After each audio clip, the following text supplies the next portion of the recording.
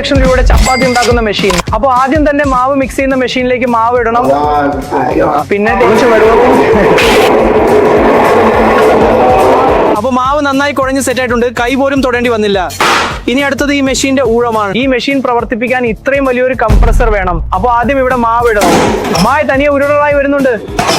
ഇത് കൊള്ളാമല്ലോ സംഭവം.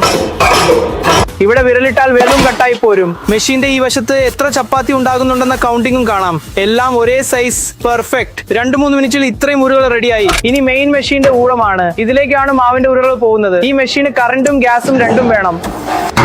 ഓ ഭായ്, സ്റ്റാർട്ടായി. അപ്പൊ മെഷീൻ ഓൺ ആയിട്ടുണ്ട്. താഴെ ഇത്രയും നീളത്തിൽ ഗ്യാസും കത്തുന്നുണ്ട്. ഇത്രയും വലിയ ഈ മെഷീൻ 1 മണിക്കൂറിൽ 1000 ചപ്പാത്തി വരെ ഉണ്ടാക്കാൻ പറ്റും. ഈ വശത്തു കൂടിയാണ് എല്ലാം വരുന്നത്. ഇവിടെ ടെമ്പറേച്ചർ 160 ഡിഗ്രി ആകുമ്പോൾ ചപ്പാത്തി വെന്ത് തുടങ്ങും. ഈ വശത്താണ് ചപ്പാത്തിയുടെ തവയുള്ളത്. ഇതിനുള്ളിൽ മാവ് അമർന്ന ചപ്പാത്തിയായി വരും. ഈ മെഷീനിൽ ആകെ 5 ഗ്യാസ് അടുപ്പുകളുണ്ട്. ഇനി ഇതിലേക്ക് ഇവിടെ നിന്ന് മാവ് ഇടാം. ദാ നോക്കൂ, പുറത്തേക്ക് വന്നു.